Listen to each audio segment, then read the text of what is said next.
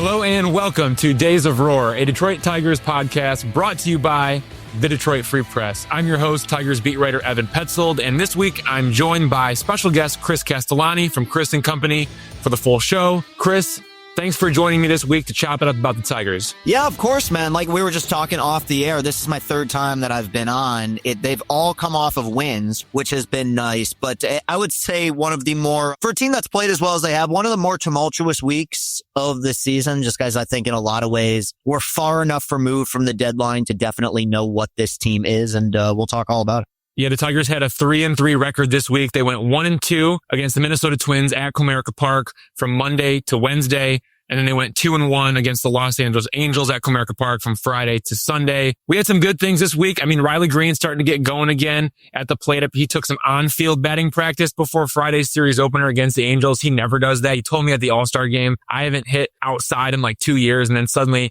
there you see Riley Green amid maybe one of the worst slumps of his career out there taking batting practice outdoors. That was fascinating. He's 4 for 10 with 1 home run, 0 walks, and 3 strikeouts in his last 3 games, 2 of which he started. It's good to see a couple of 2-hit games.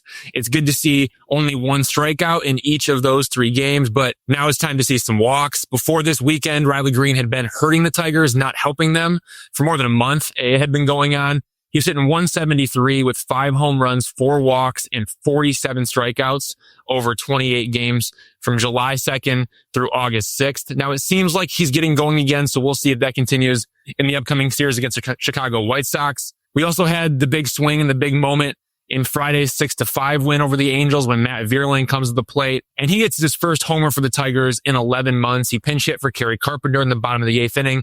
Against left-handed reliever Reed Detmers, Vierling pulls an up-and-in fastball for a 3-run home run, and it flips the score from a 5-3 deficit to a 6-5 lead. And then Kyle Finnegan picked up his 23rd saves with 2 strikeouts in the 9th inning. That was a huge moment for the Tigers. It certainly felt like the biggest hit of the season, considering the way things have been going for this team since the second week of July. Now, it sucks that Matt Vierling's back on the injured list again, this time with the left oblique strain, but what an important swing for him and for the team. And then also some bad things this week, right? Like Chris Paddack, whom the Tigers acquired from the Twins before the trade deadline. He allowed 4 runs in 4 innings in Tuesday's 6-3 loss to the Twins. He literally had 1 whiff on 32 swings. And once again, he was hit hard. It was a 96.4 mile an hour exit velocity in his first Tigers start. And then it was a 94 mile an hour exit velocity in his second Tigers start. He was hit hard in both starts. So that's a big red flag moving forward. And then we had Charlie Morton in Saturday's 7-4 loss to the Angels. Morton, Tigers acquired him from the Orioles before the trade deadline. He struck out 10 batters, including 7 in a row from the end of the first inning to the end of the 3rd inning. But the Angels tagged him for 3 runs in the 4th and 2 runs in the 5th. He had an amazing first 3 innings, but he ended up surrendering 6 runs on 7 hits and 1 walk over 4 1/3 innings. He had 20 whiffs on 45 swings. That's pretty much elite. But 5 of the 6 runs occurred on homers, a 3-run homer and a 2-run homer, both off Morton's curveball. So as good as the curveball was, it haunted him on those 2 pitches. And look, I think Morton is a better pitcher than Paddack, but what we saw from those guys mirrors their full season production, and that's concerning. Chris Paddack pitched like a guy who has a 4.91 ERA in 23 starts. Charlie Morton pitched like a guy who has a 5.48 ERA in 25 games. So there was some good news, some bad news this week, and a 3-3 record against the Minnesota Twins and the Los Angeles Angels. Chris, do you have any thoughts on the 6-game homestand? Yeah, I guess my thoughts kind of piggybacking off what you brought up, and I'm glad you did mention it. I think we're in agreement. I think the Paddack start was far more concerning than the Morton start. And that's not to say I thought Morton pitched well or anything like that, but I do think, he had 2 home run balls on hanging breaking balls. So those are pitches you just can't throw. I think generally speaking, for the most part, when you look at the swing and miss, he has been commanding the zone a little bit better than he was during his time in Baltimore, which at least inspires a little bit of hope that he can get going. Paddack was very concerning, and I'll just be real with you. I thought the Twins series as a whole was extremely concerning. I mean, the pitching staff could not get out of their own way against the lineup that's in an organization that has given up on the season. I mean, they traded 10 players of their 26-man roster. Buxton, who traditionally kills you, is on the IL. I mean, you would think that would be, an easy kind of get right series. It wasn't I think that, like I said at the beginning, we're far enough removed from the deadline to kind of get an idea of what this team might look like. I think that the one major positive in your bullpen, and you brought it up, but I do think it's definitely worth mentioning. I think Finnegan looks really good. And I think that was a big save opportunity against Los Angeles. That was an emotional save opportunity. But sadly, I feel like the issues that we had with this team in May, June, July, everything leading up to the deadline are the issues that still exist. And given what they brought in at the deadline or what they've called up from the minor leagues, I don't see much changing here in the last month and a half, which doesn't mean they can't win the division, but I think it drastically lowers their ceiling. And that takes us right into the standings update, because the Tigers, for as bad as they played, for what feels like for as long as they played poorly, they have a 68-51 record. They are 6 games ahead of the Cleveland Guardians in the American League Central. They're 1 game behind the Toronto Blue Jays in the American League. And they're still 1.5 games ahead of the Houston Astros, 2 games ahead of the Boston Red Sox, 3 games ahead of the Seattle Mariners, 5.5 games ahead of the New York Yankees. So if the postseason started today, the Tigers and the Blue Jays would get buys to the AL Division Series as the top 2 division winners. And that takes us right into the Big Two. Question 1 of the Big Two, the Tigers had a 14-game lead in the American League Central on July 8th after all the games were complete. On the morning of Sunday, August 10th, the Tigers had a 5-game lead in the AL Central. And after all the games were complete Sunday, the Tigers had that lead back up to 6 games. So right now it's a 6-game lead over the Cleveland Guardians in the AL Central. Chris, who deserves blame for what has happened over the past month? And then where is your panic meter at? Low, medium, or high? Because whether you like it or not, Cleveland's catching up. I would say that if we're talking blame, it is 50% a lot of water finding its level. And that's not to take away from what this team has accomplished or the way they played. I mean, you brought up, they've played pretty much uninspired baseball for about a month and are still a game back of having home field advantage throughout the entire American League playoffs. I mean, that's the pace that they set for themselves for the first 3 months of the season. You know, this was a team with 6 All-Stars. It was a team that got production from a lot of places they didn't expect to get production from. I think to a certain extent, you're seeing guys starting to regress to the mean, which doesn't necessarily make them bad. Like a guy like McKinstry is still a, key contributor for this team, just not what he was in the first several months of the season. But honestly, and I mean, I'm going to keep hammering it, I really think you have to put so much of this on the front office for the lack of aggressiveness in their attempt to address the issues that they knew they had. I think that they fell in love with this idea based on what happened a year ago, that they could take on any project and turn it into gold. And the fact is, what we learned, and I think what we all knew, is that what happened a season ago for that month and a half was a stretch we're probably not going to see in baseball again for another 10, 20 years. I mean, it was every reliever coming out of the pen and small sample sizes pitching really well with a team that had one starting pitcher. Even with that pitcher being as good as Tarik was, that was a miracle run. I think that they perceive themselves sometimes to be the smartest guys in the room. And I think that they made some moves that kind of reflected that. And up to this point, sans Finnegan, it doesn't seem like things are working out. And the pitching staff as a whole, outside of Tarik, and even he had a pedestrian start against Los Angeles, though I'm not worried about that. I think even when you look at the starting pitching at this point, once you get beyond Skubal in a high leverage situation, in a big game situation or a playoff series, who's the game 2 guy that you trust? Is it Flaherty? Well, he's been insanely inconsistent. Isn't Mize? He's fallen off the last month and a half. Reese is gone and Morton and Paddock have made 2 starts. So I think that a huge brunt of this blame goes on the front office, just because I think I'll still contend there had to have been some middle ground there. I am fine with the belief that you have stars in your farm system that you don't want to let go. But you saw teams that had weaker records than you and were in worse position than you were make more aggressive moves and get better at the deadline. I feel like that's going to be something that's probably for the remainder of the season and deep into Scott Harris's time here is going to be kind of a blight on the resume, that the best you could come away with is Kyle Finnegan. And right now, just a bunch of question marks. Yeah, so first off, for me, like my panic meter is somewhere around medium right now. The same here. I didn't answer, but yeah, I would agree. It's like 5, 6 out of 10. Yeah. But again, like the Tigers' biggest lead in the AL Central was 14 games on July 8th. And on August 10th, the Tigers have a 6-game lead in the AL Central. Like, that's the Tigers. That's not the Guardians. Like, we got to talk about the Guardians too, right? Because for them, right, they trailed the Tigers by 15.5 games on July 8th as the 3rd place team in the division. They're now 6 games behind the Tigers as the second place team in the division. So like in 33 days, we saw the Tigers fall 8 games in the AL Central, while the Guardians gained 9.5 games in the AL Central. So the Tigers dropped 8 games in 26 games, and the Guardians gained 9.5 games in 28 games. So in the Tigers' 26 games, it is a 9-17 record. And in the Guardians' 28 games, it's a 20-8 record. Like, that's how this has happened. And so my panic meter is at medium for one reason. I don't think the Guardians will continue to play at a 700 winning percentage. And I don't think the Tigers will play any worse than a 500 winning percentage for the remainder of the season. I could be wrong, but that's just what I think about both the Guardians and the Tigers. I don't think the Guardians are this good, and I don't think the Tigers are this bad. But here's why I do worry a little bit. The Tigers and Guardians play 6 games in September. 3 games from September 16th to 18th, and 3 games from September 23rd to 25th.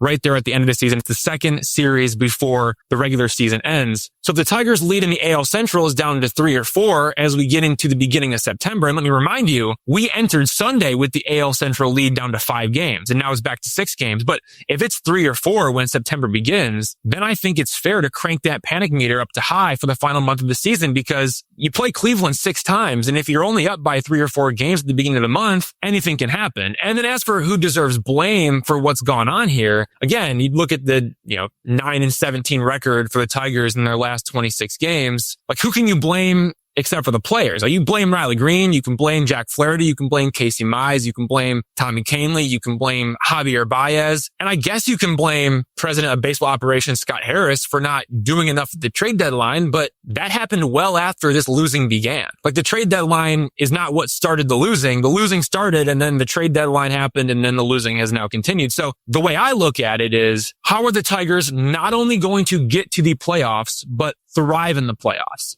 And I'm starting to believe that it's going to have to be the offense that carries them, and that scares me. That worries me. Because since July 9th, the pitching staff, it ranks 27th in MLB with a 5.47 ERA. That is the rotation and the bullpen since July 9th. Also since July 9th, the offense ranks 12th in MLB with a 710 OPS. So during this 9-17 record in 26 games, the pitching staff ranks 27th and the offense ranks 12th. I don't see how the pitching gets significantly better. It could get into that 15 to 20 range. And right now it's at 27th in baseball, but it could get into that 15 to 20 range.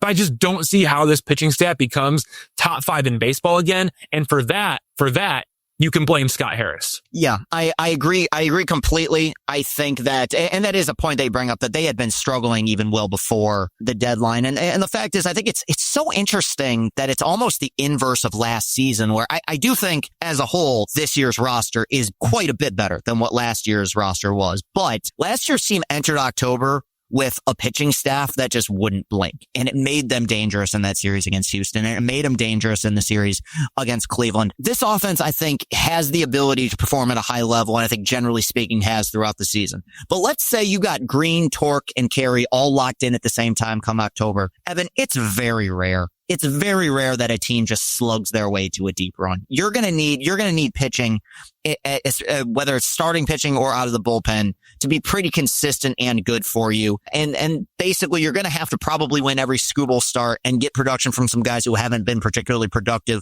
whether in your rotation or out of the pen. And I just don't really see that happening right now. And that's even if the offense does step up at some point. I just don't think from a pitching standpoint, you have the horses right now pending some sort of drastic change. And I think the drastic change would have probably came at some point the deadline. You haven't made that. I mean, we brought it up before, but are you banking on the 2 Alexes to make a get call up here in September and do something? I mean, or SeaWolves. I mean, I don't see that. I think anybody who's banking on that, that's blind, blind faith at this point. So you're stuck with what you have. And I think from a pitching standpoint, what you have, sans a few pieces, just isn't consistent enough. All right, let's get into question 2 of the big 2. Where would the Tigers be without the return of Kerry Carpenter? Now, Kerry Carpenter was sidelined from June 30th through July 26th, well on the injured list with a right hamstring strain. The Tigers activated him on July 27th, and he has been an absolute monster since returning. He's hitting .361 with 5 home runs and 13 RBIs and a 1.313 shout out to Detroit, OPS in 12 games. That's been Kerry Carpenter since coming back from the injured list. The hamstring apparently is healthy and Kerry Carpenter is raking. Where would this team be without this guy in their lineup right now? Because it seems like when you look at all the different pieces, yes, Glaber's hit some home runs. Yes, Riley's maybe gotten it going over the past few games. But outside of Kerry Carpenter, there really hasn't been a whole lot. We can talk about the platoon situation with Kerry, and maybe we will at some point. It's brought up, the fans bring it up, and it's talked about on social media all the time. But he made his debut the same year that Torque and Green did. And quite frankly, and I understand the platooning situation has had something to do with this, he's the most consistent bat they've had. He's probably been the most clutch. I mean, this doesn't just extend to the hits in the postseason last year against Clase. I mean, there's been multiple moments of him providing huge RBIs or huge home runs for this ball club. And this is the second year in a row where right around August, he's come off the IL and just started mashing. He's a massively important piece in the middle of this lineup because he provides, one, stability. I feel like there's not as many ups and downs with Kerry Carpenter as there are with Riley Green or Spencer Torkelson. And two, a ton of pop. I mean, he really has, against righties especially, some of the best power of any left-handed hitter in baseball. And while he has, maybe not to the extent of Green and Torque, has a tendency to be streaky, when he's hot, I mean, he's as good as anybody. He's a dangerous bat in the middle of that lineup. He works counts. He makes hard contact. I think that he's a perfect kind of trump card to use at this point in the season when you need some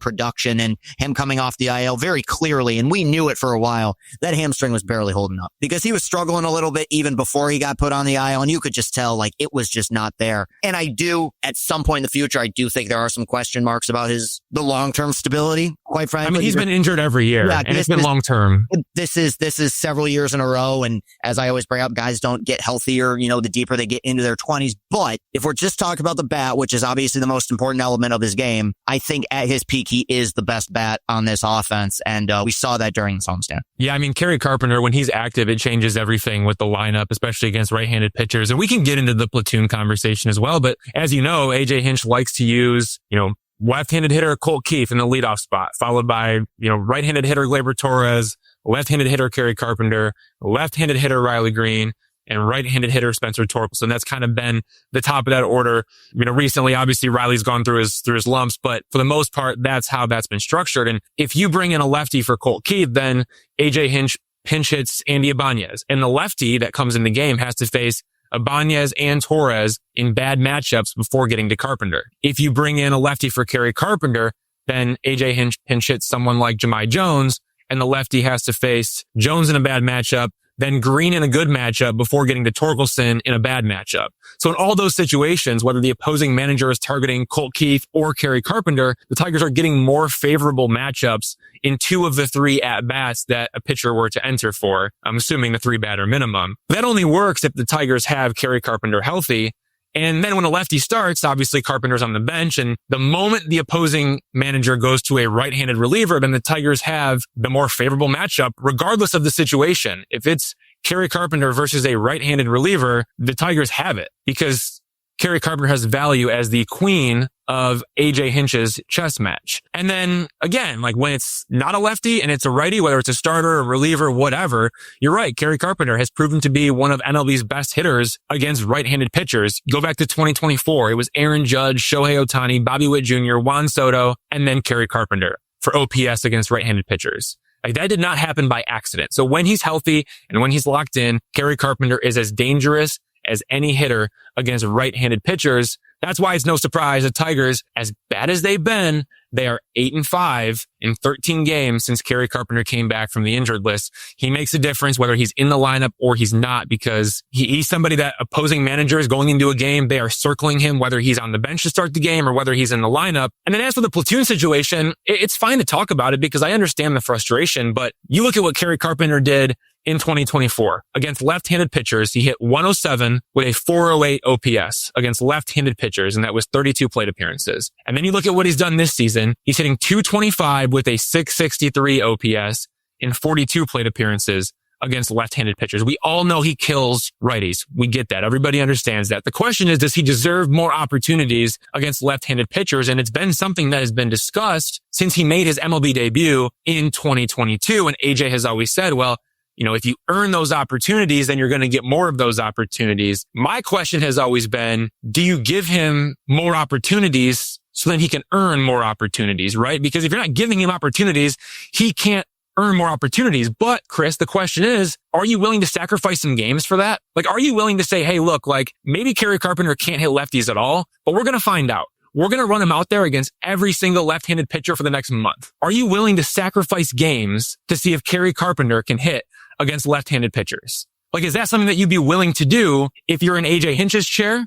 And then as a fan of the team, like, would you be okay with sacrificing that? And maybe he does hit lefties and it all works out. And, 15 games into that month of Kerry Carpenter getting all the at-bats against lefties, he figures it out, he gets locked in, and he starts to punish lefties. And maybe it works out, but maybe it doesn't. And maybe you've just burned yourself because you tried to give Kerry these opportunities and he's no good against lefties. Yeah, I mean, I'm going to be honest with you. If you were to, I think AJ before the season, he did say this. He was going to give Kerry reps against lefties at some point. And early on in the season, you saw him hit a few. I remember he had a home run against a lefty in the home opener. But a lot of this involves him having to stay on the field. I mean, I think the injuries have something to do with this. The fact is, the sample size against left-handed pitching this season is very small. Now he's 9 for 40, OPS 663, which I wouldn't, not awful. I mean, there's obviously a lot of room for improvement, but the fact is there's just not a whole lot of at-bats there. You're at a point in the season now where you can't tinker with it. And, this is something that I brought up on my other show, but I just think it's true. As long as we have moments like what we had on Friday, because Matt Vierling comes in, pinch hits for Kerry Carpenter and hits a 3-run home run. I didn't tweet it out because everyone is so happy, but that probably bought us another month of AJ abiding by the same philosophy. And he's brought it up in the past. I do think he's correct. A lot of people take it as a Kerry Carpenter slight, and I think you could definitely, see it that way. But it's just AJ genuinely believes, and the numbers often reflect this, that Jemai in a situation against a lefty or Ibanez in a situation against a lefty is just simply a better option than Kerry is. And maybe in a pinch, that's fine. The problem is you take Kerry out of the game, you can't sub him back in. And I think that's the issue, is that if you give Kerry, if you pinch hit Ibanez in the 7th and Kerry's spot comes back up in the 9th, well, you can't use him. Those are the situations where you'd rather have him. So it's, it's the ultimate chess match situation. But as far as this season goes, I think they're going to stick with it. I think it's going to continue to be one of those things where a lefty comes up, he won't be in the lineup, he'll get his pinch hit opportunities. And that is like very rarely does Kerry miss a whole game or sit out a whole game when he's healthy. He's going to get his opportunities. The other team's going to bring a righty into the game at some point. I think that this is part of the identity of this ball club here, is that AJ feels comfortable playing the matchups and moving the chess pieces across the board. I don't think that's going to change even with a fully healthy, raking Kerry Carpenter. Definitely not going to change. And to your point about the OPS, right? You mentioned Kerry Carpenter's OPS, and Andy Ibanez, for as bad as he was at the beginning of this season, when he got sent down to AAA Toledo, now he's come back and he's been performing better since then. But Andy Ibanez for the full season against left-handed pitchers, he has a 695 OPS. That is better than Kerry Carpenter. Not by much, but it is better than Kerry Carpenter. Jemai Jones, you look at what he's done against left-handed pitchers this season. It is a 796 OPS, significantly better than Kerry Carpenter. And then you look at Justin Henry Malloy, who's had his opportunities up here. Maybe we see him down the stretch. Justin Henry Malloy against left-handed pitchers, it is a 734 OPS, much better than Kerry Carpenter. So those are three players who are better against left-handed pitchers compared to Kerry Carpenter. And I just don't see the Tigers, going off of that. That's been their MO. That's how this team is structured. And to be fair, by the way, I want to make something very clear, by the way. That is not what AJ Hinch wants. I just want to make that super clear. Like, AJ Hinch does not like playing the matchup game. Like, he's really good at it.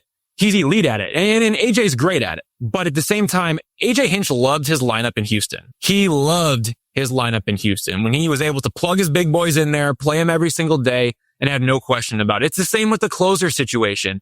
You give AJ Hinch Johan Duran, he will name him the closer, and he will pitch him in safe situations every single time. But the Tigers don't have Johan Duran, do they? They have Kyle Finnegan and Will Vest and Tommy Kahnle, right? The Tigers don't have Alex Bregman and Carlos Correa and George Springer. No, like they have Colt Keith and Kerry Carpenter and Riley Green and Spencer Torkelson and Gleyber Torres, right? And not that those are bad players, but like those aren't those big boys that you plug into the lineup. Those are guys that you can play matchups with. And I get it, right? AJ's really good at it. The Tigers are very lucky that AJ Hinch is really good at it. A lesser manager would struggle to do what AJ Hinch has been able to do. But I just want to make it super clear. I'm not saying that that you were implying this, but just I think Tigers fans think that, oh, this is AJ's mix and match. Like, this is what AJ is forced to do because this is the lineup that he has been given. Yeah, this is AJ doing what he believes is best to help the team win. I don't think he's great, and he's great at it. He's great at it. He's fantastic. But two things can be true when they are true. One, AJ Hinch is a very good manager, and two, the lineups that he had in Houston, and even after he left, you could say this, are some of the most dominant, best lineups probably of the last 25, 30 years. I mean, I remember when I interviewed him before the season, he said one of his toughest decisions was whether to bet Springer leadoff or Altuve leadoff. Like, wow, what a real Sophie's choice. Like, I mean, you got a Hall of Famer and a perennial All-Star. Like, I think that probably around it, I would say he's been doing it for a while, but I think really around last season was, and he'd never come out and admit this, was when he realized that you match up our best nine against another team's best nine, often we're probably going to lose or be outgunned. But what we can do is try to outsmart you. And that has, whether, I'm not saying he's batting 1,000 because nobody in this game does. That has led to a lot of success here and a lot of big moments. And quite frankly, you mentioned him a minute ago, who had the biggest swing for the Tigers probably in the last 10 years. It was a righty coming off the bench against a lefty and Josh Hader in the playoffs last year, and that was Andy Ibanez. Like, those very often, over time, the percentages play out and you end up with moments like that, even if it does lead to you sitting at Kerry Carpenter. I guess I just have one question to ask you because it's one thing that I've been asked a lot, and I think it's fair. Why is it that he will, I'm not going to say refuse, but is very cautious about giving Kerry at bats against lefties when Riley Green, at least this season, especially during the slump, has not been much better, if better at all, against left-handed pitching, and yet has a longer leash and you can put him in the lineup every single day? Yeah, so I heard this question come up on the radio. 97 won the ticket. They asked AJ about it, and I understand that it's been a topic of conversation, but I think the number one thing that you point to first and foremost is defense, right? You have Riley Green, you play him defensively. He's going to be your left fielder and he's going to make great plays. Like, you saw what he did in the later innings when Troy Melton was on the mound. I think he had a diving catch to end an inning, and then he had a sliding catch to start the inning. So defense, 100%. There's no doubt about that. But then also too, like, you look back at the track record and like Riley Green has been better against left-handed pitchers over the duration of his career compared to Kerry Carpenter. But it's a fair question, as Riley's been going as bad as he has, and then he's been struggling against lefties as much as he has this season. Like, it's fair to ask that question, especially on days where maybe Riley's in the DH spot. Why are you not pinch hitting for Riley Green if there's a lefty on the mound and Riley's just in the DH spot? But aside from that, like, when he is in the outfield, he's super valuable defensively. And at the same time too, especially now that we're seeing, and again, this hasn't happened in the past, but this is maybe happening now as we've seen, Matt Vierling go down with an injury. Maybe Riley Green shifts from left field to center field in late game situations as well. So I just think the defensive value, really trumps everything there in that situation. But also too, there's some track record. But again, like, it's a really fair question. It's a fair question. And I think it's something that as this season continues to roll along, we might have to continue to ask that question as we go along. Because if Riley Green's not going to improve offensively and he's going to continue to struggle with the strikeouts and he's not going to be able to hit against lefties, and, maybe when rosters expand in September, if Justin Henry Malloy is up here and you got a big situation against the lefty and you got runners on base, are you going to stick to Riley Green, or are you going to go with the guy who hits against lefties? Right? Like, that's a really interesting scenario that could come up, down the stretch. Maybe it's mid-September, maybe it's late September, maybe it's even into October. And that's something to keep an eye on for sure. It's a good question. Yeah, and just to add just to make sure that I'm got the exact numbers. This season, with a much bigger sample size, over 100 at bats against lefties, 578 OPS for Riley Green against left-handed pitching, which is actually lower than Kerry Carpenter's. Though but then you go back and you look at what Riley Green did in 2024, and in 2024 he had a 698, nearly a 700 OPS against lefties. So that's the track record that I suggest. But you're right, it's been terrible this year. And with that being said, we'll see if AJ Hinch ultimately makes some decisions as we get into September and towards October. All right, we're going to take a break. When we come back, we're joined by Tigers broadcaster Greg Gania.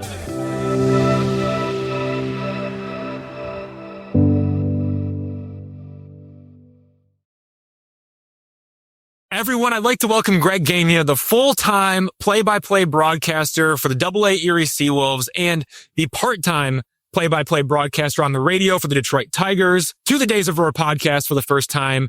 Greg, thank you for joining me. I have a lot of respect for your career. We're lucky to have you on the show. Thank you. Appreciate you having me on. This has been a blast. I always check out your work and always been a fan. So yeah, we get to connect when I'm in Detroit on the road all the time. And now we're doing a podcast together. So fun stuff, man. All right. Well, we have a lot to discuss, from your broadcasting career with the Tigers to the big 3+1 in AA Erie to the Moon Mammoths. But before we get into that, what has it been like calling games for the 2025 Tigers? Because they have been the best team in baseball for most of the season. And even despite their recent stretch of losses, they're still the second best team in the American League. So for you, what has it been like doing this job this year in particular, especially because you've seen almost all these guys come up through the minor leagues?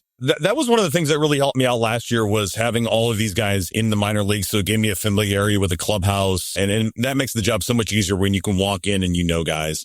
This year has been a blast. Unfortunately, I had a losing streak on Saturdays. It seemed like every time Dickerson went over to TV and I did the radio side, we were losing it. So they'd win the Friday night game, they'd win the Sunday game, and Saturday was like the one they would lose in the series. But look, anytime you're calling a Major League Baseball game is a good day, and whether they win or lose, I always joke around and say, the paycheck's the same whether your team that you broadcast for wins, loses, ties, whatever. But yeah, I mean, the winning is awesome. And I was up there the last 4 games against the Twins and the Angels.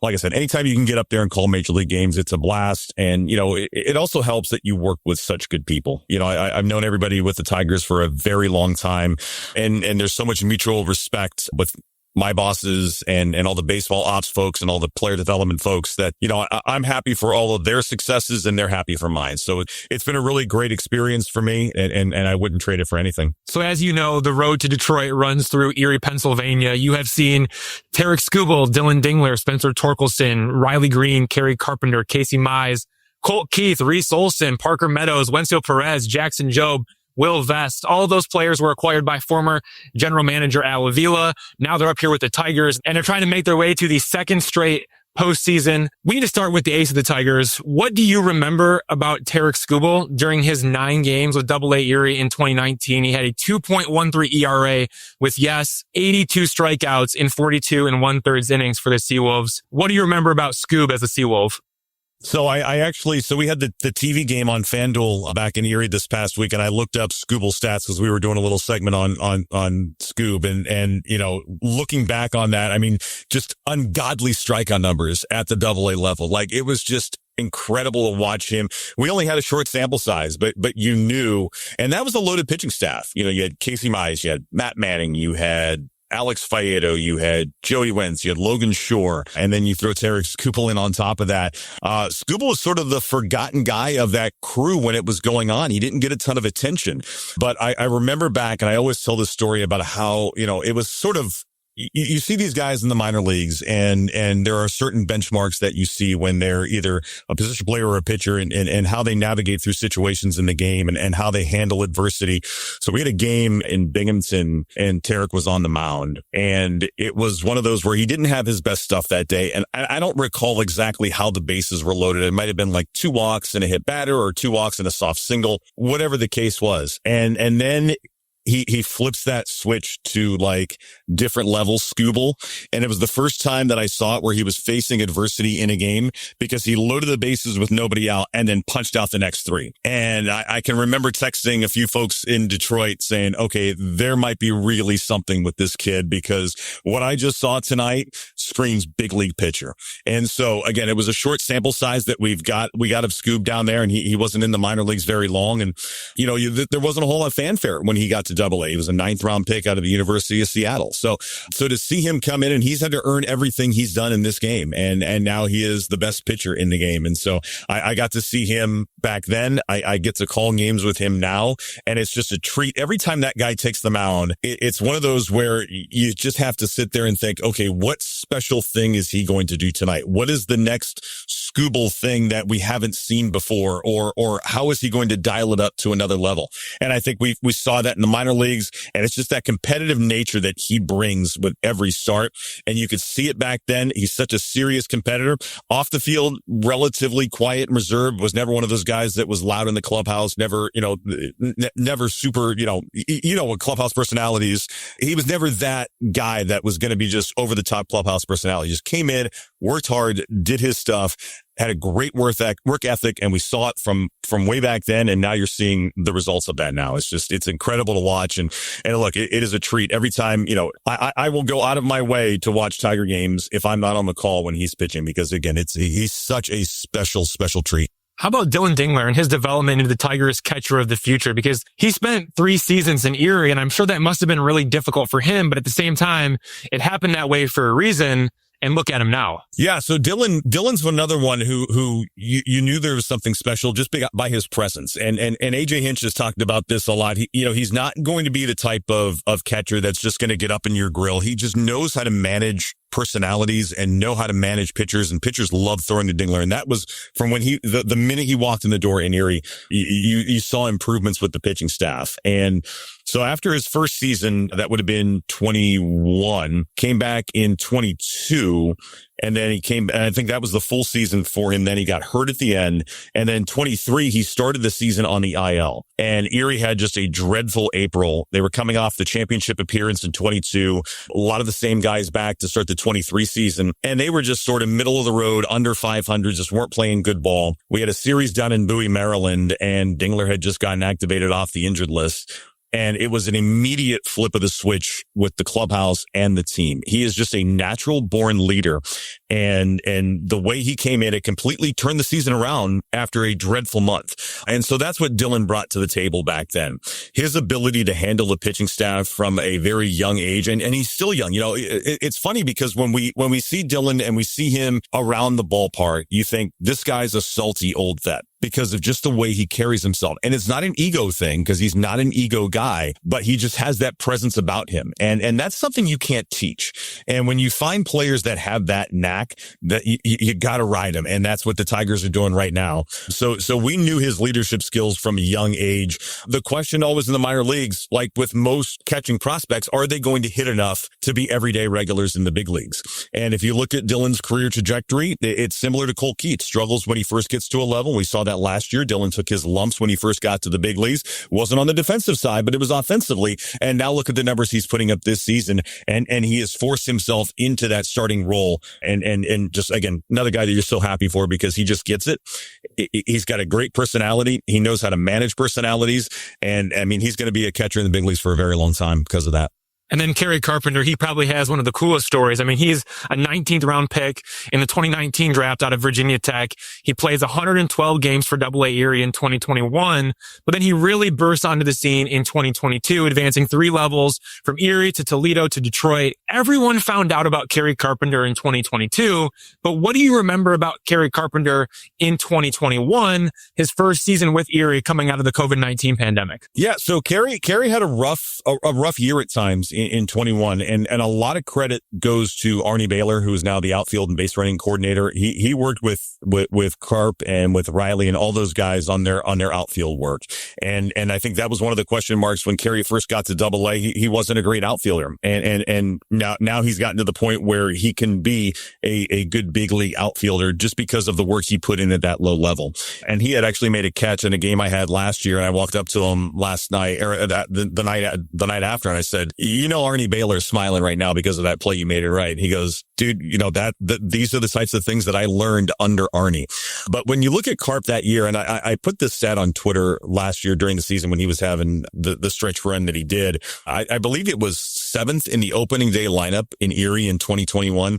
He was a starter, but was sitting bottom of the lineup. He goes out, and give him a ton of credit again. He goes out and makes the necessary changes to his swing.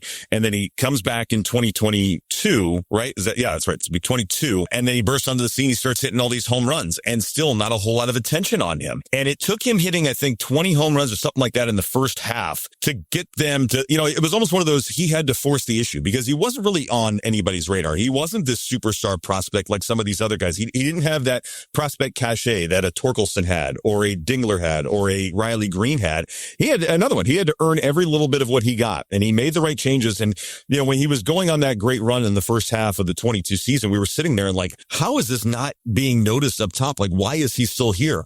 And he had to hit his way out of AA. that was really what it was. When you're not a high level prospect, you see these great performances in the minor leagues of guys who aren't prospects, and it takes them forever to get out of a level. And that was case in point with Kerry Carpenter. It took him so long of just production after production after production to finally the powers that be wake up and say, okay, we need to move this kid and see what we've got.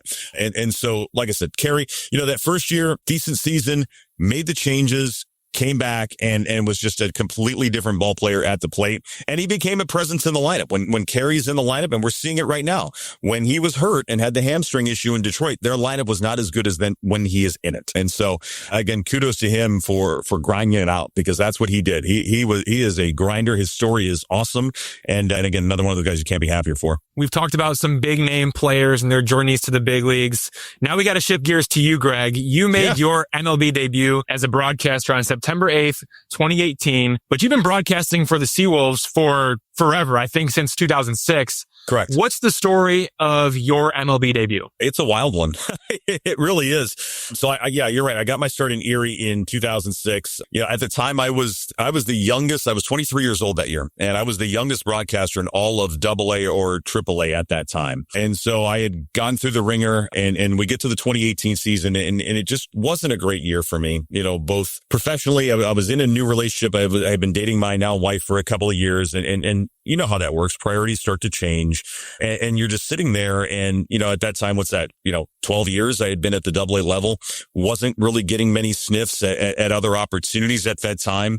And so it was a really tough end of the season. Team did not play well. There were a lot of things, because my duties with Erie go so far beyond broadcasting. It's sales, it's marketing, it's social media, it's baseball operations. I mean, a day for me in Detroit is like a piece of cake compared to a day in the minor leagues, because when you go to the big leagues, it's that you have one job. When you're in the minor leagues, your jobs are like ridiculous. And so it had gotten to a point where the season had ended. So the season used to end on a Monday in the minor leagues. I had taken that Friday off because we were still, being in charge of the baseball operations side. I had to make sure that all the guys got to where they needed to be after the season was over, do ballpark shutdown. So I'm taking Friday off. So I go to a concert on Thursday night. And I couldn't even tell you who it was, but they were playing at the arena attached to the ballpark. And I just kind of had an emotional breakdown later that night. Now, I mean, in the interest of full disclosure, I may have been a little overserved, of Tito's that night, but it was one of those where it was just like I needed to let loose at the end of the season. I was having a tough go of it in life, and I sat there and I, after the concert, I broke down, and I said, I said to my now wife, I don't know if I can do this anymore. And I don't want to make a knee jerk reaction, but it's one of those where I'm starting out my new life, and I had in full intentions of marrying her after dating for a couple of years. And that was the trajectory that the relationship was going on. It's like, do I really want to marry this girl and make her sit through me toiling around the minor leagues for the rest of my life? And that's a real life conversation. And I know a lot of friends who have grinded it out in the minor leagues. I know a lot of guys who have said enough's enough. And it was kind of at that point for me. And she was the one who said to me, take the weekend. Don't walk in tomorrow, and you can't walk in tomorrow. You're off, but don't call your boss in the morning and say you're quitting. Just take the weekend. Think about it. So I was like, okay, you're right. I'm not going to make emotional decisions here. So sleeping the next day, she goes to work, and slept in till probably noon, around 2:00. I'm like, all right, I gotta do something. I gotta go to the store. I gotta go to the gym. So I'm like, all right, I'm going to go to the gym. So I had kept my phone in the other room. I was like, I don't want to be bothered by anybody.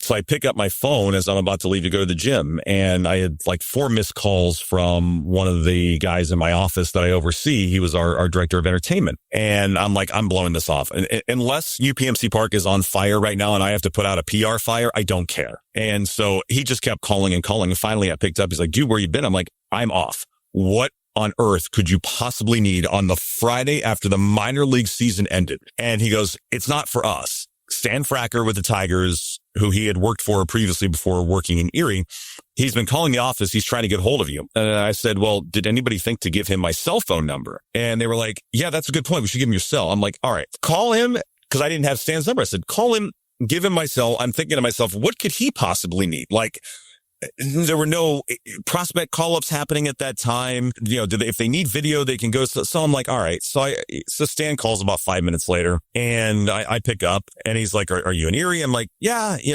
I'm here. I'm about to go to the gym. Just took the day off. He's like, I'm really sorry to bother you. We're in a bit of a pinch in Detroit right now. And I'm thinking, all right, what fire am I going to have to put out with this situation? Is it one of our players? Did somebody do something stupid? Like, what's going on? And he goes, I don't know if you've heard, but there was the issue with Mario and Rod, and they will not be calling games for the immediate future.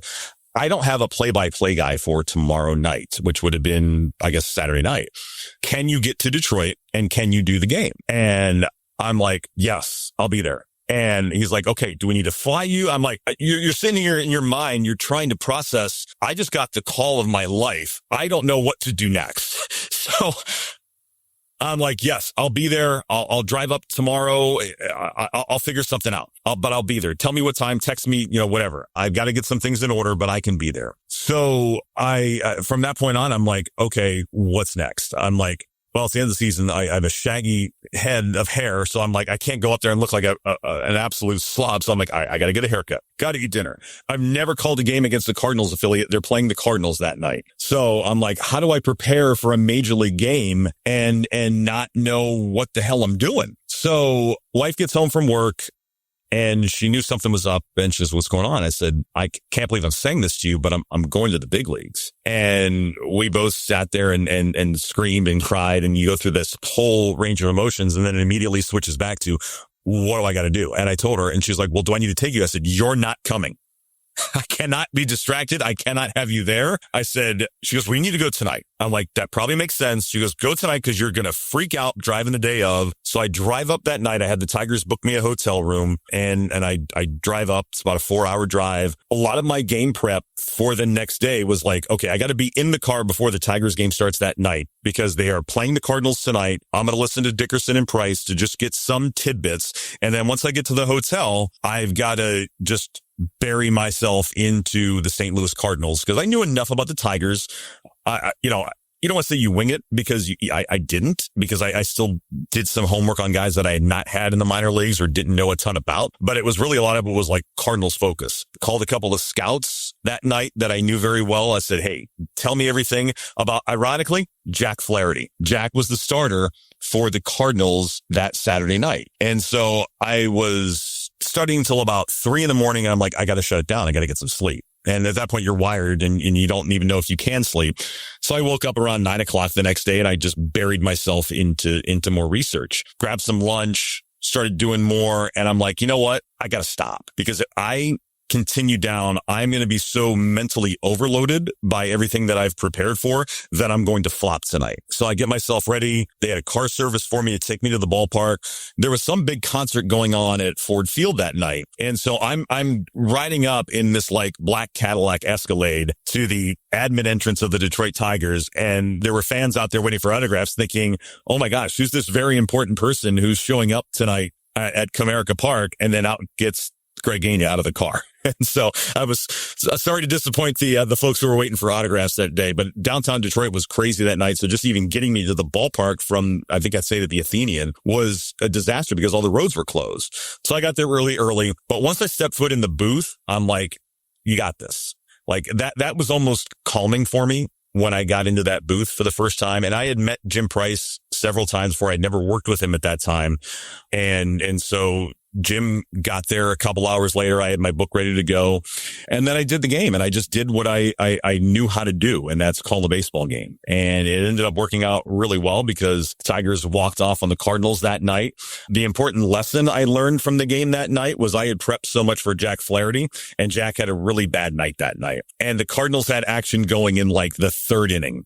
And I'm like, oh God, if this gets into the Cardinal bullpen in the 3rd inning, I'm screwed. Because I don't know anything. That was like the one piece of the St. Louis Cardinals that you might be prepping for guys who might not even see a pitch that weekend. And so Thankfully, Jack, I think, ended up making it like 4 2/3 or 5. And a couple of the relievers they had brought in were household names. So I was good. But they wanted a walk-off and sort of the rest is history. You know, they had sprinkled me in over the next couple of seasons with spring training games and some regular season work. Continued to like what I do. And then the second best thing that could have happened in my life was the Tigers hiring Jason Benetti, because that opened up a window for me to get more big league action. And that's the way it worked out. And that's where we are today.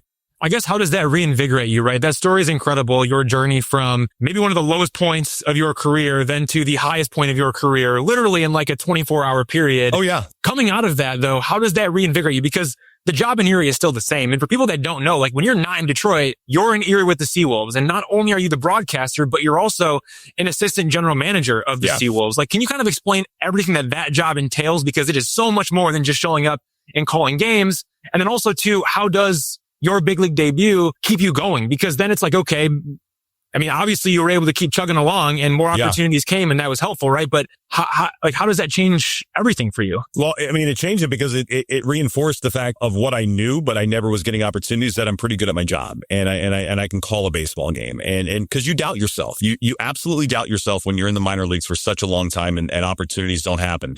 And as you know, major league broadcast jobs open up once every 30 years. And so they're so hard to get.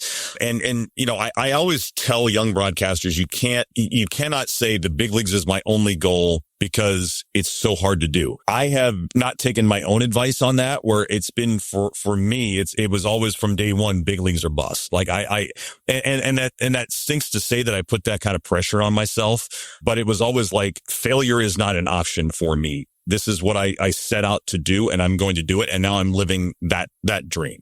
As far as the day-to-day goes in Erie, so you're right. I'm the assistant GM of the club, and that is everything from, in the off season, it's a lot of sales and marketing. So it's partnerships, marketing on top of the PR side of it. So I oversee all of our PR, and I have 3 full-time employees that directly report to me. And that's our entertainment department, our creative department, and our broadcasting department. So I'm managing 3 full-time employees. I am also in charge of our baseball operations department. And so that encompasses everything from uniforms, team travel, hotels, clubhouse managers, bat boys. And then on top of that, it's calling baseball games as well. So it's a lot. And, we joke how many hats the folks in the minor leagues wear, but it's a lot. And the Tigers part of this is, like I said, it's amazing every time I get to go to do a Tigers game. And then it's almost like you have to go back to reality after the fact, because of, my inbox just fills when I'm doing Tiger games, because I have to focus on the Tigers. So that's the real difficult aspect of what I'm doing now, is just trying to juggle basically 2 full-time jobs. Because if you have an off day in the minor leagues, you chalk it up to an off day in the minor leagues. If you have an off day on a major league broadcast, then the Twitter monsters are going to come find you, and they find you quickly.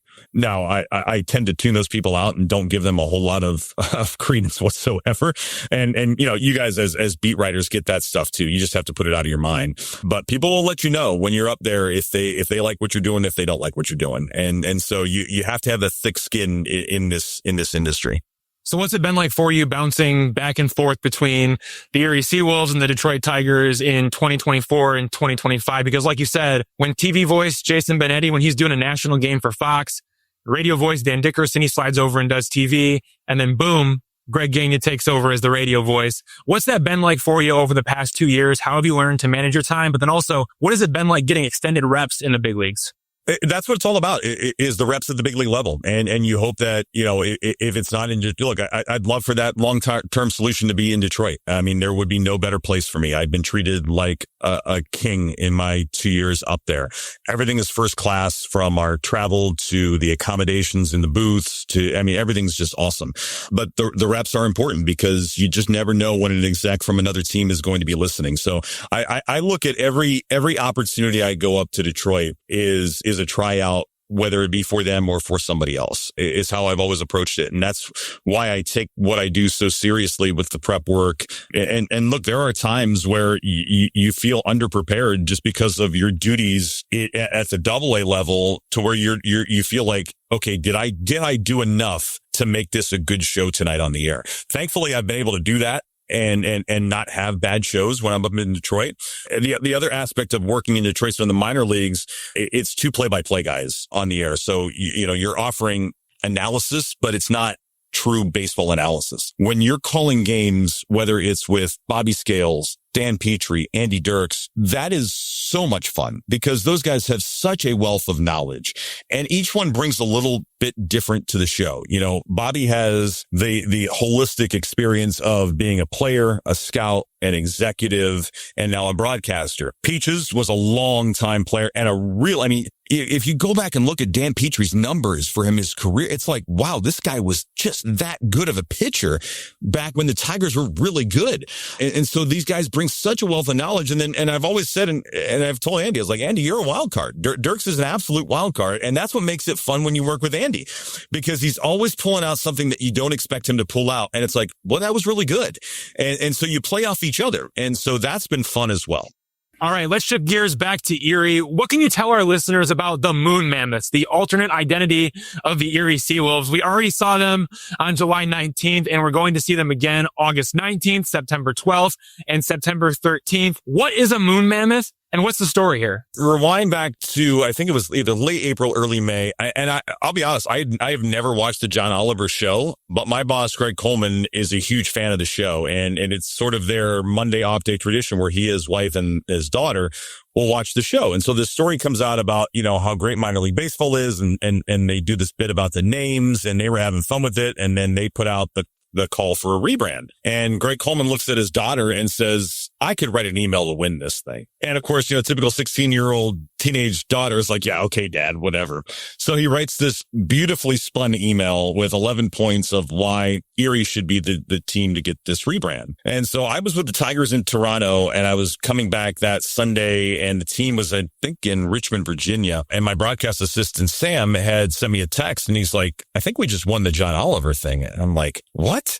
And now you have to look at it from our perspective where we didn't expect to win. We have an equitable brand. We sell a lot of merchandise. I mean, we have every iteration of anything you could do with a wolf. We do it. And so there are teams out there that could actually seriously use a rebrand and we ended up winning it. So then it's like, oh God, what's next? Because we had no idea. Well, Major League Baseball got involved very heavily. And if it wasn't for Major League Baseball, it would have never been pulled off. And this was something that actually Rob Manfred got behind. And so everybody in the MLB office loved it. And then it became, okay, how do we pull this off? So for a normal alternate identity in the minor leagues, it's usually about an 18-month process from design to wearing on the field. And the biggest culprit of that is New Era Cap. It's tough to get those hats in a timely fashion. They're doing hats for major leagues, minor leagues, NFL. So they have pretty strict timelines of when you have to order stuff. So all of our 2026 hats in Erie were ordered 2 months ago. And so Major League Baseball had to pull a lot of levers with their vendors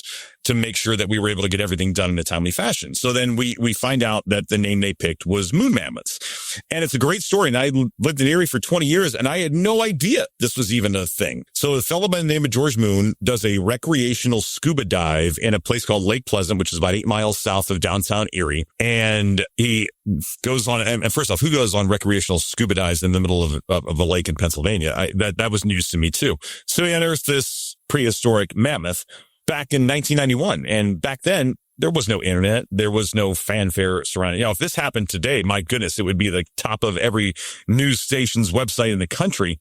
So George never really got a whole lot of fanfare back then. So they discovered this story and they went all in on it. And I think the local tie-in, because we had fans just raving mad about how we're the SeaWolves, we're never changing. It's like, all right, just pump the brakes. We're not going to do something that's going to embarrass us, the Tigers, our naming rights partner, nothing like that. Major League Baseball has guardrails in place, so we're not playing as something really stupid. And it just worked and it connected with everybody. And, both nationally, internationally, in our own community. The first game, which John Oliver did at 10, it sold out of seats by 11 a.m. the day after the show. We put 1,000 standing room on sale. Those sold out by like 3 p.m. Merchandise has been just incredible. And we've done probably about 6 years worth of merchandise in a month span. expand. That's how crazy this has been. Literally, we get the product in. Our office looks like an Amazon shipping warehouse right now. We get the product in, it goes into a different box, and then we ship it right back out. One day, a shipment of 1,500 new Era caps arrived, and I'm like, oh, that should help us out, until somebody told me, yeah, that's not even a quarter of our orders. And so it's been a whirlwind, and it's been awesome. It's been awesome attention on the city of Erie.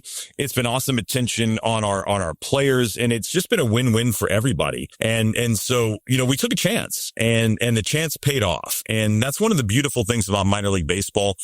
At its core, it is very much throw something against the wall and see what sticks. And this absolutely stuck, and it's going to stick around for a while. We're playing more games this year. Major League Baseball has already said, we want you to keep this going for future seasons. They've already greenlit it. So we're going to bring it back again next year. Is it ever going to be a permanent thing? I don't know. Because again, it's tough when you have a really equitable brand that sells a lot of merchandise. You don't want to just rip that away. But overall, you could not ask for better results from something that started with an 11-point email. And that's really what it all boils down to. Is it's just been a great thing for everybody involved. And the folks of the show were awesome. I had a chance to interview John Oliver before the event. He was great. And so it was just really all around their show. I mean, they had like 80 people working on the show, and we had about 20 of them working on this project. Just awesome people to work with. And so everybody had fun with it. And that's at the core of what we do. You can call them Moon Mammoths, or you can call them SeaWolves, but Tigers fans like to call them the Big Three. Kevin McGonigle, Max Clark, Josue Briceño. Kevin McGonigle is the Tigers' #1 prospect and MLB's #5 prospect. Max Clark is the Tigers' #2 prospect and MLB's #9 prospect. And Josue Briceño is the Tigers' #4 prospect and MLB's #50 prospect. All three were promoted to AA Erie on July 7th. What can you tell me about the Big Three? First off, how about the job between myself and Tigers PR keeping that secret for when it happened? Because nobody scooped that one. Well done. I'm patting myself on the back with that one. But no, they're exciting, man. I mean, my goodness, the future is bright with those three and several other players that are in the minor leagues for the Tigers right now. I had a chance to talk with Scott Harris down in Texas, and I said to Scott, I'm like, first off, I just sit there and I'm like your mouthpiece at the AA level right now, where I'm like, these guys embody Scott Harris. They want to control the strikes. I mean, I'm just, it's like the Scott Harris show every time these guys do something good, but they do. I've never seen a collection of 20-year-olds. And that's the thing you have to remind yourself. They're only 20 years old, and they're doing the things that they're doing. And when I'm telling you, if it's a fraction off the plate, they're not chasing.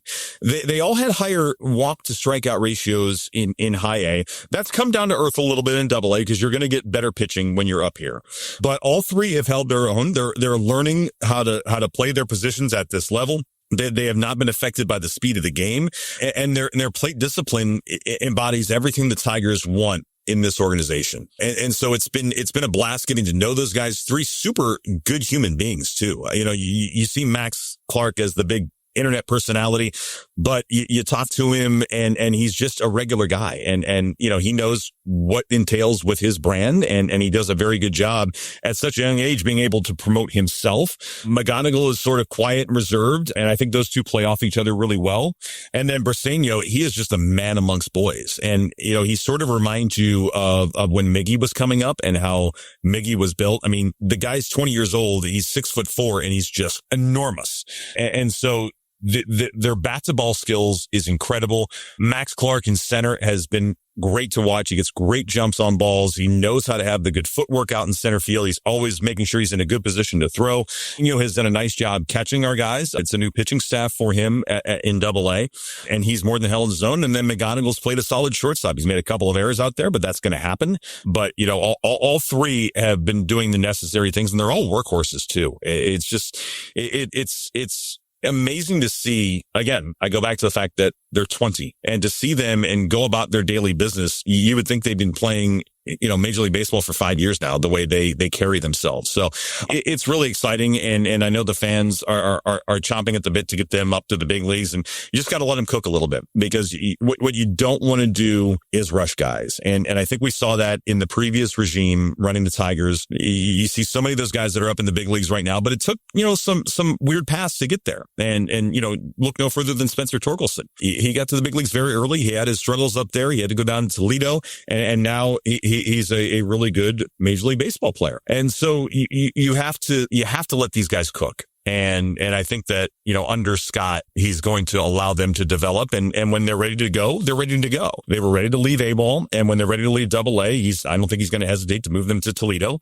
And it's exciting because we've had the pitching crop come through. And this has really been the first time since I've been in the system where you've had a core group of hitting prospects. You had some sprinkled in with Avisail Garcia, Nick Castellanos comes to mind, but you never had guys where you're looking at it as, okay, this guy is really all three could be starting for the Detroit Tigers someday. And that's really exciting. We also need to talk about Thayron Liranzo, the Tigers' number 5 prospect, who also ranks as MLB's number 75 prospect. The Tigers acquired Liranzo from the Los Angeles Dodgers in the Jack Flaherty trade. Then Liranzo tore it up in high West Michigan to finish last season.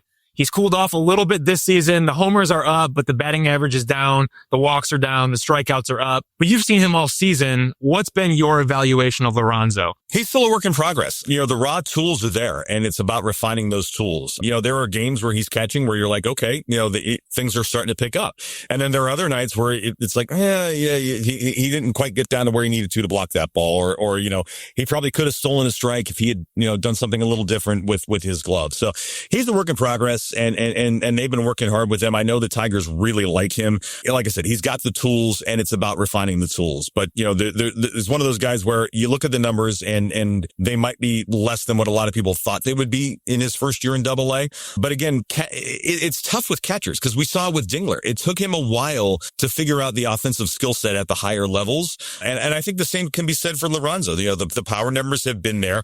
He's had some very good stretches at the plate. I know he had some issues staying healthy early in the season. But again, it's one of those guys where it's a work in progress. And with catchers specifically, you tend to err on the side of these guys need more time to cook. So we've talked about Kevin McGonigle, Max Clark, Thayron Liranzo, Josue Briceño, all Double-A Erie players. Who are some other names to know with the SeaWolves in 2025? The guy who really burst onto the scene offensively this season, there's a couple of guys.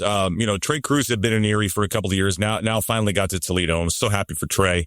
Kid works his butt off. And he's a guy that if the chips fall in the right place, whether it's Detroit or elsewhere, I think he's probably a big leaguer somewhere.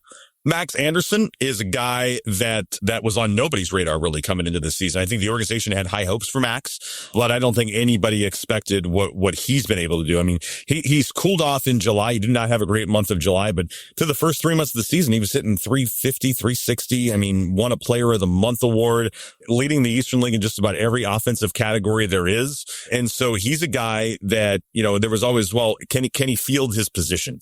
And he's looked fine at second base. I actually really like him at third. He's played about 10 or 11 games at third base, and I think he's probably the next guy to go up to AAA Toledo.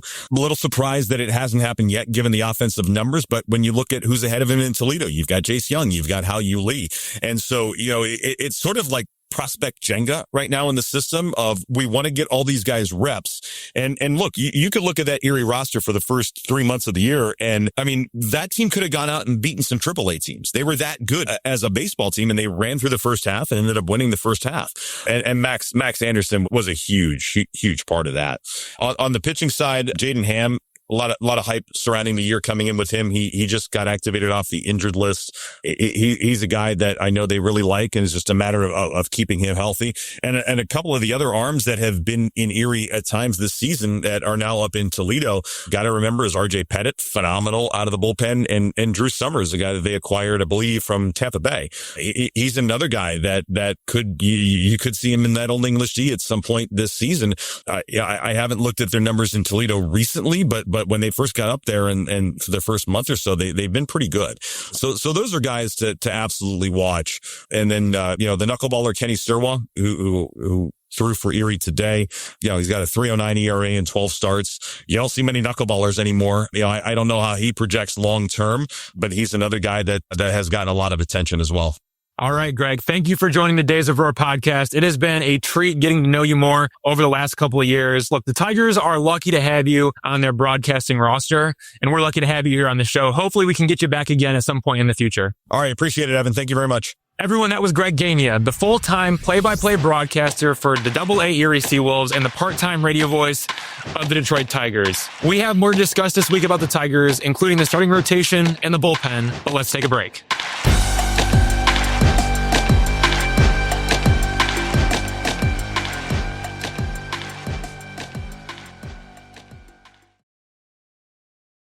All right, we're back once again, joined by Chris Castellani of Chris and Company. Chris, aside from Tarik Skubal, who do you trust in the Tigers starting rotation? You got Tarik Skubal at the top, of course, but then it's Jack Flaherty, Casey Mize, Chris Paddock, and Charlie Morton. It's tough. It's tough because, I mean, a couple of those guys have only made 2 starts here, and their track record wasn't really great to begin with. Mize, I feel like, has been trending downward for the better part of, a month and a half. The answer, honestly, if I had to pick one who I feel like is most likely to put together a good start in a big situation or a playoff situation, I would still go with Flaherty. I think that the issue that has existed with Flaherty, I mean, there's been several, is he's been the definition of boom or bust for about 2 months now. I mean, he'll have, last start was, I thought he looked about as weak as we've seen him. Tons of hard contact, only 1 walk, but only 3 strikeouts as well. 6 runs, 5 of them earned, gave up 8 hits over 4 2/3, just a disaster. 2 starts before that, marvelous. He was tremendous against Philadelphia, tremendous against Toronto. Those are 2 really good lineups, 12 innings combined, 1 earned run. And then the start before that against the Pirates offense, it's not any good. 3 innings, 3 runs. And he was actually worse than that. He kind of, they bailed him out, mercifully pulling him from the game kind of early. So I would still say Jack, because what has been frustrating with Jack this season is that I don't view him, despite the numbers being much weaker, as a pitcher who has diminished stuff. In fact, the strikeouts are still there. The swing and miss is still there. We're talking about a guy with 147 strikeouts over just over 120 innings. Like, that's all there. It's been a matter of losing command of the zone. There's a lot of, I'm looking at his numbers now. He's had outings with 5 walks, 3 walks, 4 walks. If he can, for 5-6 innings in a high leverage situation, just command the ball well enough, he can still be a really good pitcher at this level. And the comparisons you're going with, there's either Morton, who still has swing and miss stuff, but gives up a lot of hard contact. There's Paddock, who's not consistently missing bats. And there's Mize, who's also really not consistently missing bats. And, this is an issue that we could do another podcast about, but his out pitch is an ineffective pitch. His splitter's not any good. And that's been the case for several years. So I would still say Jack, but I'd be holding my breath every time he takes the mound in a high leverage situation. It can't be talked about enough, even with the moves they made, and they did get 2 starting pitchers. How we feel about them, we'll see, but they did get them. How big of a deal the Reese Olson injury is. This is a guy who is the definition of a really good number 2 starter in a rotation. And the fact that he goes down, and not only do you not have a number 2 in this rotation, I would argue on some days you don't even have a number 3. It's kind of Skubal and then everybody else. That's a devastating injury that impacts, that is a trickle down effect on the starting staff all the way down to the bullpen. So just kind of give a roundabout answer. I still think Jack, but that's with a major caveat of, like, I still don't necessarily know what to expect from him on a start-by-start basis. Can Tarik Skubal just start every day? I was trying to map it out because somebody was asking me about, like, okay, let's say they get that first round bye and they're in the ALDS. How often can you pitch him? Because let's say you can go game 1, and then I think with the off days, give him potentially full rest by game 4. Then you have an off day, and you would probably consider pitching him out of the pen in game 5. Like, I think that you're reaching this point.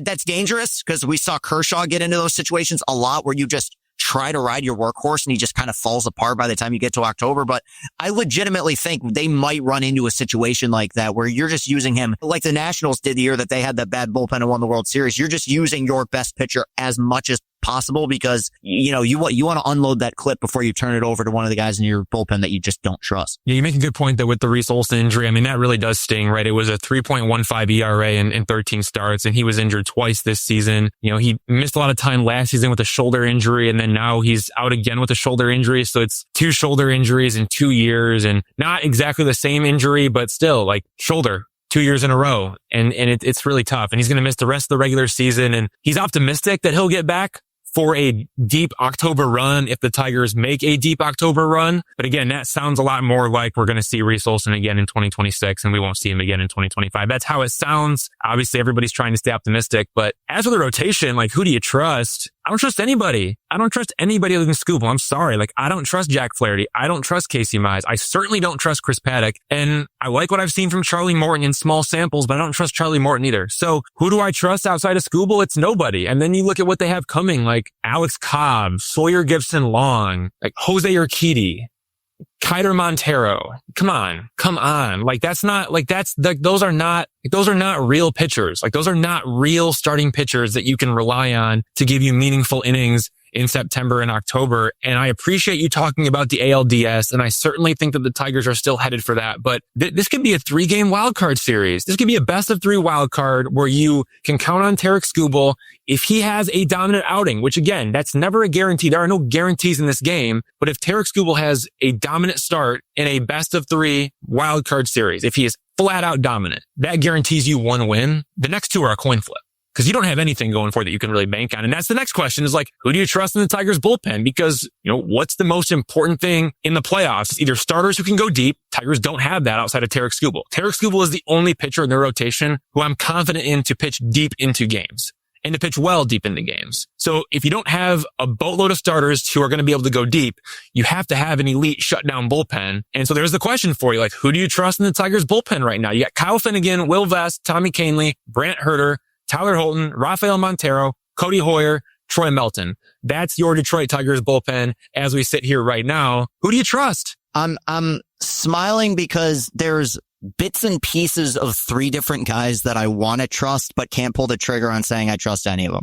I like what we've seen from Finnegan. Up to this point, he's missed bats. The stuff has looked good. He's locked down 3 saves. That's been impressive. That's a minute sample size, but good, right? That's solid. I think that that's a prime example of a project that you actually could get something out of, that they liked at the deadline they went out and got. Vest has been far and away their most consistent best reliever this year, but there's a lot of weirdness with Will Vest too. Like you bring him in the 8th, he's never any good.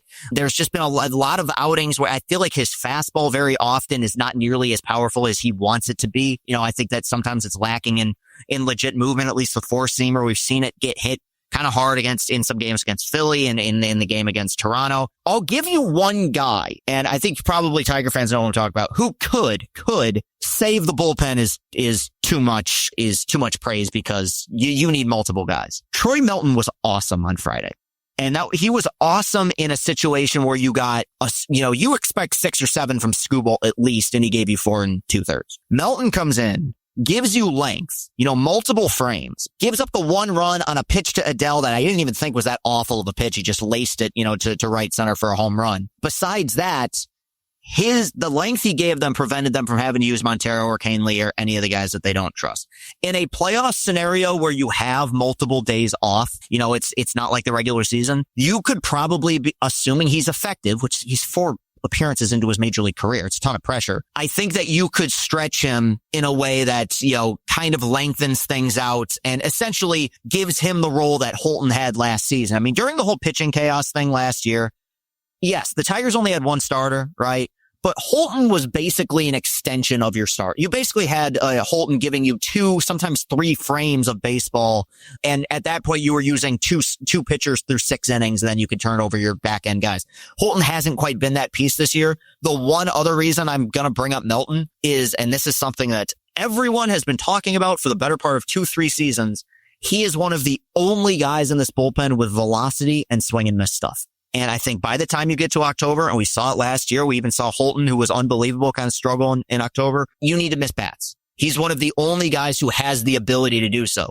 It is a wild expectation to say that a guy who's about to be 5 appearances into his major league career can save your bullpen. But I've said it before, AJ can only manage the players he has. And I think at this point, despite the small sample size, Melton is probably more trustworthy than almost anybody else right now, sans maybe Vest and Finnegan. But as a whole, even the 2 guys that I mentioned at the back end, while easily the most trustworthy of the bunch, does not stack up to some of the others in the American. And just to clarify, you don't trust Rafael Montero? No, not currently. No. I'm kidding. No, man.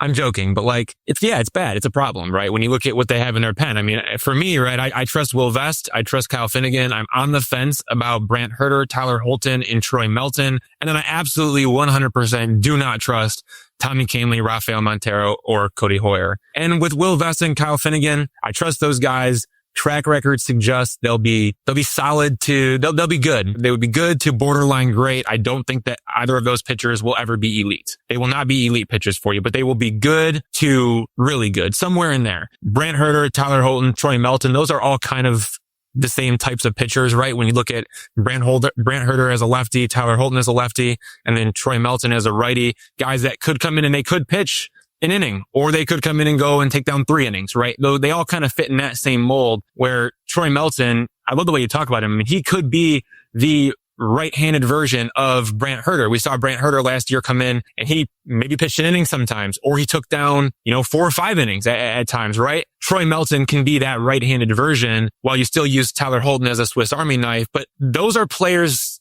Brant Hurter, Tyler Holton, Troy Melton, where they're maybes to me. They're maybes. They are maybes to me, where I think that if they are all able to find the strike zone and they are able to command their pitches and they're keeping things out of the middle, like that is the one biggest thing, right? You can throw the ball in the strike zone, but like you can throw it in the middle or you can throw it around the edges. And I think if these guys are painting around the edges, I think all 3 of them can be dynamic. They can be outstanding for the Tigers. Brant Hurter, Tyler Holton, and Troy Melton. And then the 3 guys I just absolutely do not trust, Tommy Kahnle, Rafael Montero, and Cody Hoyer. And I think that is what's going to eventually do the Tigers in, is it's going to be that bottom tier of your bullpen that you just can't rely on. Because it seemed like last year with what they did, pitching chaos and all, no matter who they went to, they were getting shutdown innings from. Like it was Sean Gunther, or it was Bo Brisky, or it was Brant Hurter, or it was Tyler Holton. Like whoever you threw out there, they were putting up a 0. And I think you can say that you trust Will Vest and Kyle Finnegan.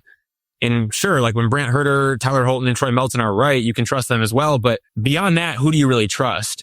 Whereas last year's bullpen, you could trust pretty much everybody. But all right, Chris, I want to get your reaction to this Scott Harris quote, which he said after the July 31st trade deadline.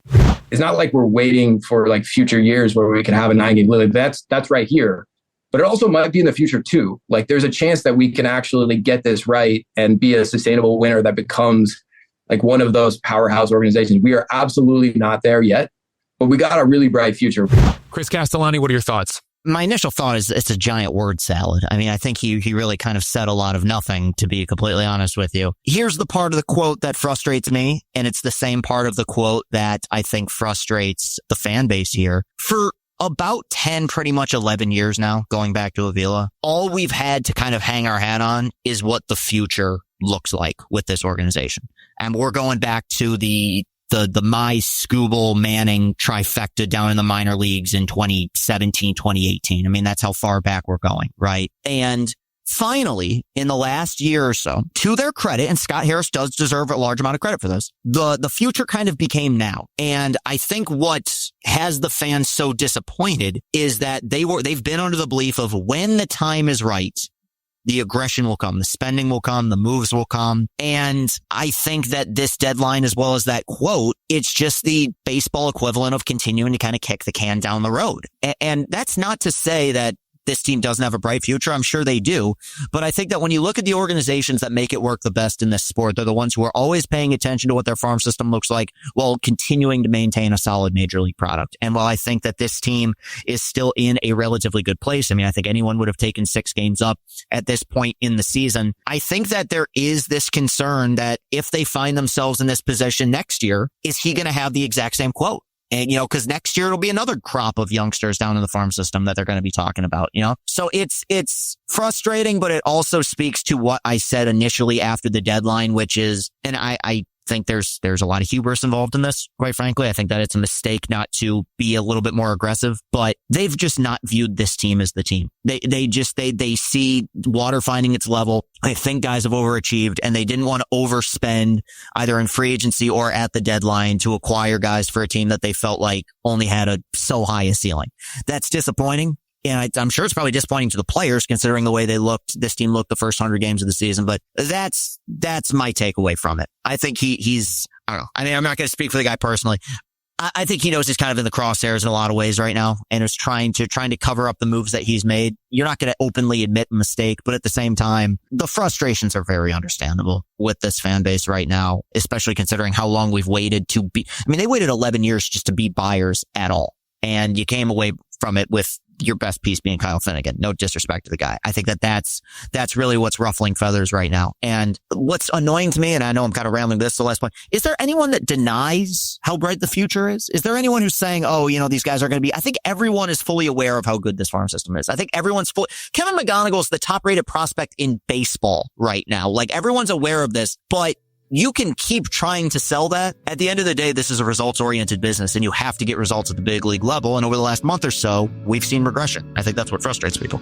All right, it's time to get out of here. Thanks to Chris Castellani for co-hosting with me this week. Thanks to everyone out there for listening to the latest episode of Days of Roar. Please like, rate, share, and subscribe. Drop us a rating and comment what you think about the show. And stick with freep.com/sports for the latest Tigers coverage. I'd like to thank the editor of the Free Press, Nicole Avery Nichols, sports editor Bill Bradley, and our magical producer, Robin Chan. For the Detroit Free Press, I'm Evan Petzold. We'll catch you next week. Until then, go in peace.